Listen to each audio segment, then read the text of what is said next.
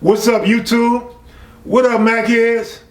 Today I'm gonna go into the archives and recreate a story that I told, which is one of my favorites. For those that have been around a while, you may remember episode 68, where I talked about the case that sent me to prison. In episode 69, I talked about the slow speed chase. And the reason why this story is significant to me is because it's not only personal, but it shows a mother's love for her child and her grandchildren. It also shows the guys that ran the streets knew more about the way the streets operated and the way the local police operated, whereas our parents were a little bit outdated. With that said, welcome to another episode of KM Videos, True Stories.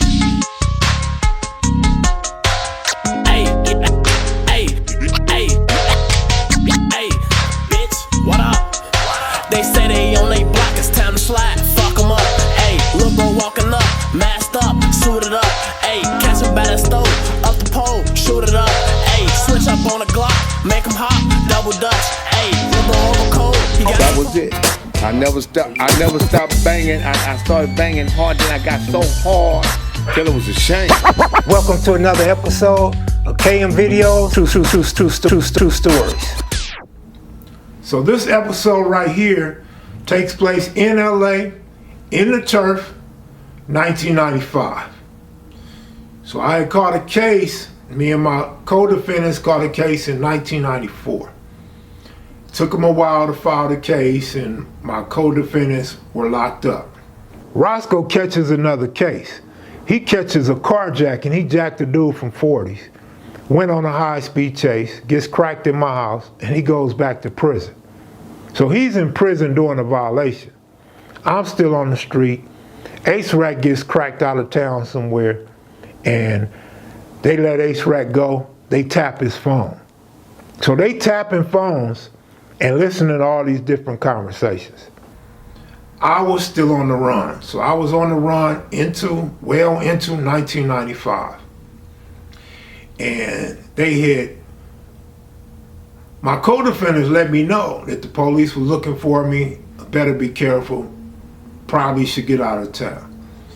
I didn't really have no means of going out of town. I didn't really know nobody. I have no family out of town. At least not that I want to be around or hang with or let them know why I'm there, right?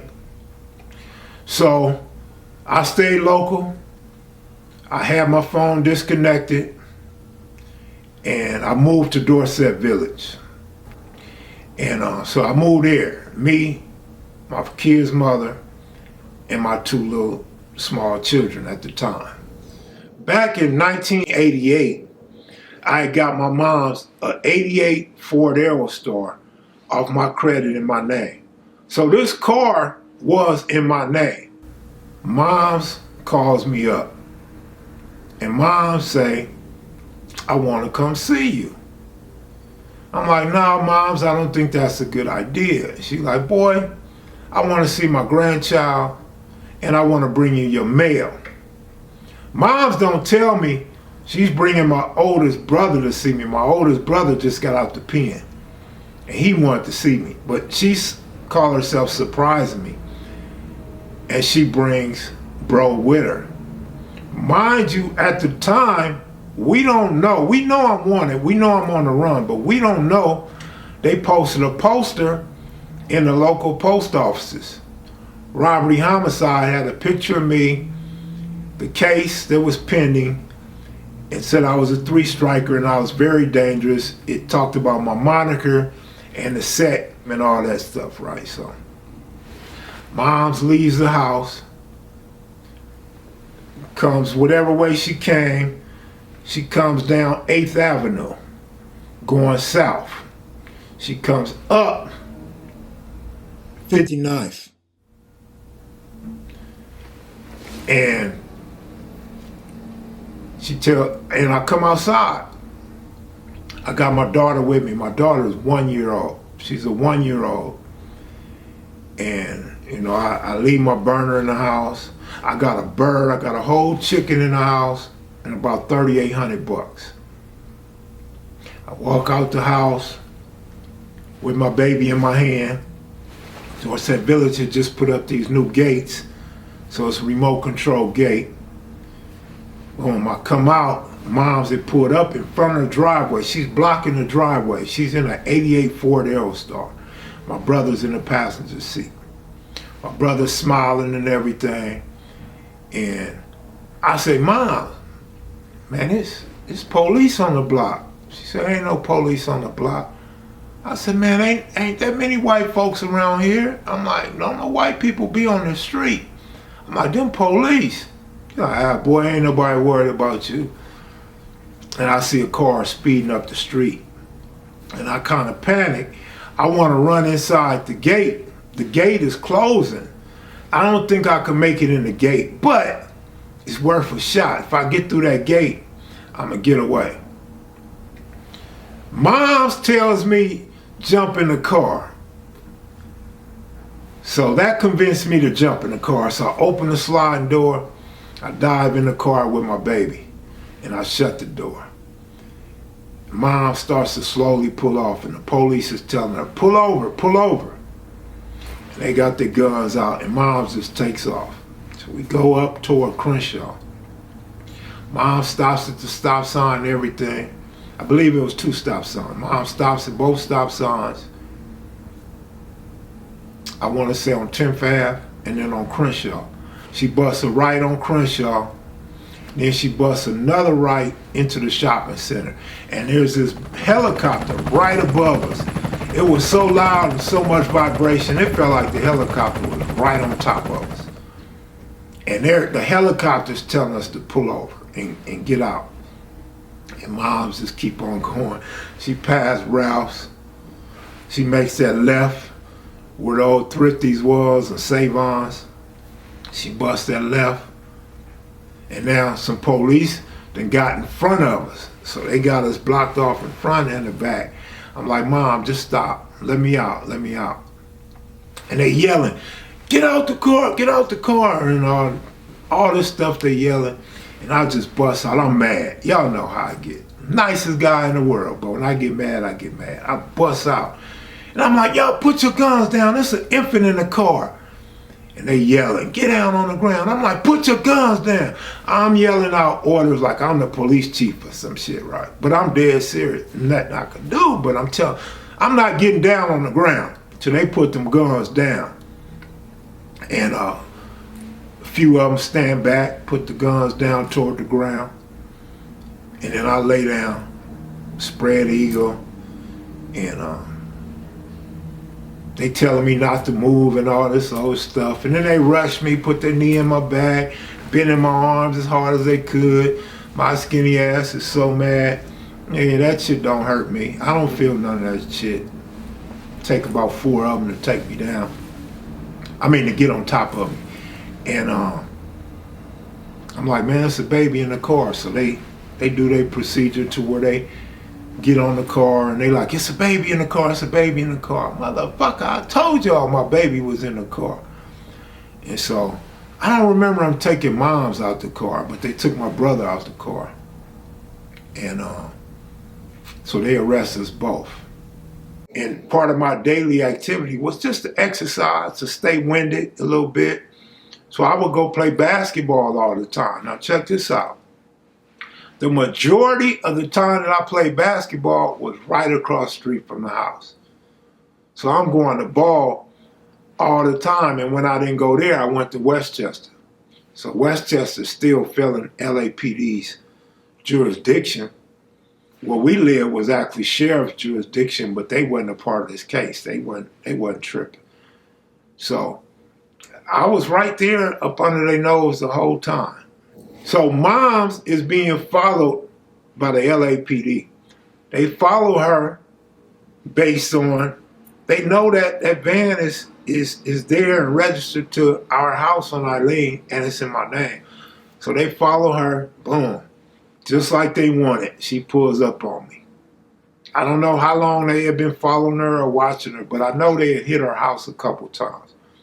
And I had this bracelet that was in my safe.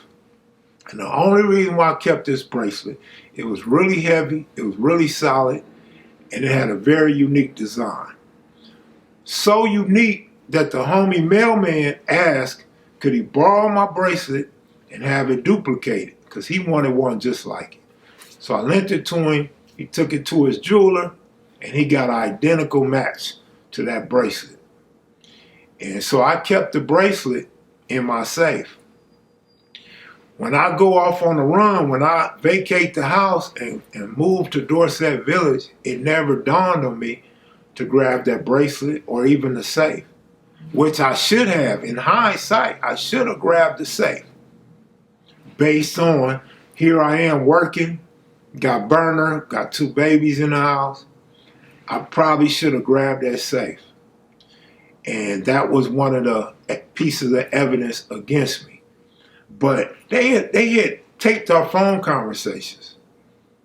They had tapped a couple of our co-defendants and people who they trailed from them. So they had all these phone conversations of everybody talking on the phone and stuff.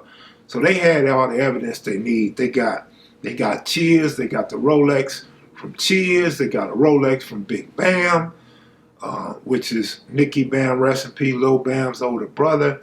So they had all the different evidence and everything they needed anyway. I'm just out of a bracelet, and that emphatically ties me into this. Even though they already knew, because they had people talking and people telling who was involved in all this. They had witnesses who had got robbed during the home invasion of pro basketball player Benoit Benjamin and stuff like that. So, I mean, it was no way getting around it. But from my understanding and what I heard the FBI say, had I been able to run a little bit longer, they probably would have dropped the case. They definitely would have dropped the case on me. So I actually could have got away from that case had I ran a little bit longer or went out of town. But man, my hustle was in town and my family was in town. So if I couldn't go somewhere else and hustle and take my family with me, I'd rather take my chances right there in the turf. We end up going to 77. 77 had like a temporary spot because they was rebuilding 77 on Broadway. So we go there and my brother's tripping off his parole violation. I don't give a damn about his parole violation because I ain't never been to prison yet. So I'm worried about me going to prison. You know what I mean? And bro was like, man, I'm getting this parole violation. Woo. He like, man, that's all right. You my little brother. Man, I'll do anything for you, whatever. And I remember they called the FBI.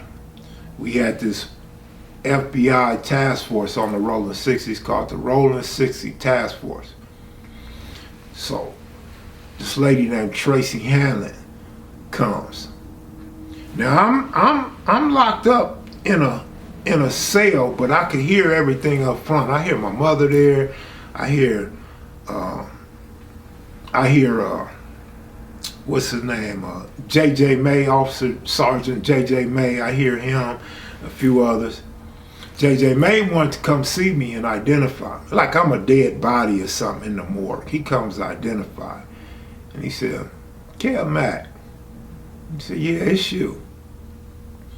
And he goes on about his business. But I hear when the FBI comes in, she says that this confidential, reliable informant, CRI, was on point once again. So I don't know who this woman is.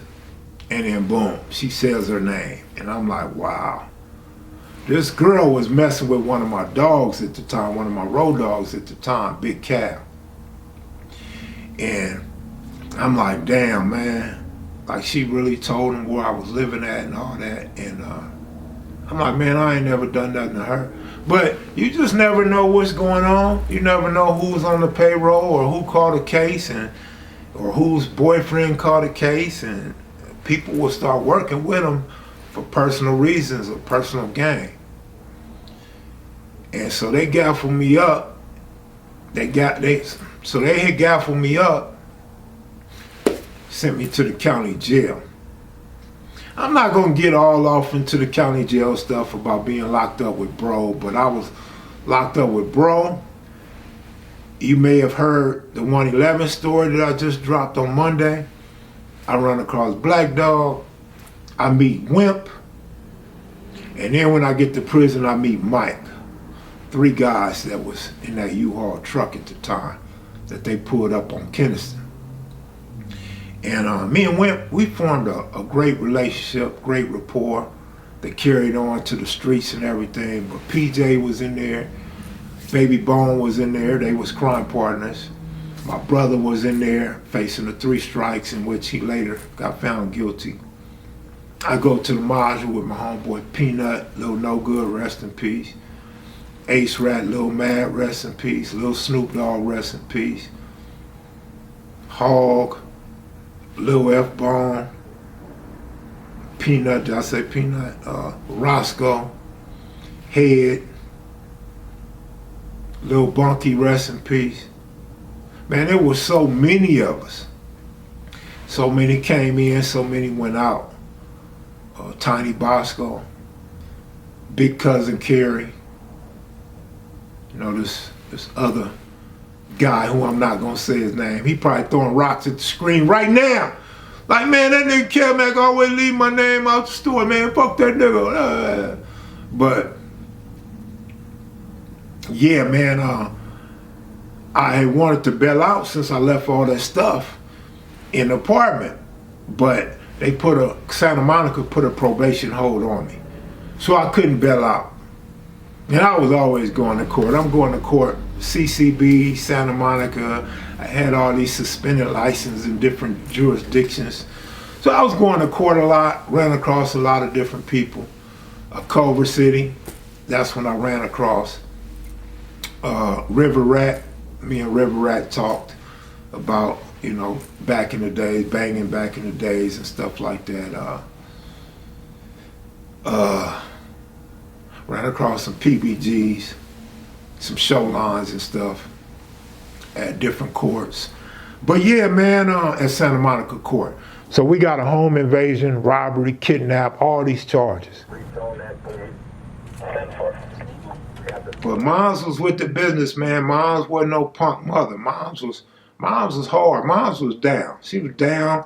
She would let any of the homies come over. If you got guns or whatever, she didn't care. As long as you was at her house, she knew you were safe. And she was cool, you know what I'm saying? She called people by their gang name. If she knew you before the gang banging, she called you by your real name. You know, Moms was cool, man. A lot of people say they wish they had a mother like mine. But Moms was cool, man. I was proud of my mother, and I miss my mother. But this story really was one of my favorites, and I wanted to revisit it. Hey, with that said, I'm out of here, y'all. Y'all have a great day. Be sure to click that like button. If you're new to the channel, please subscribe. I tell all sorts of stories here, family stories, gang stories, and stuff like that. And don't be afraid to leave a comment. I'm out of here. Y'all have a great day. Peace.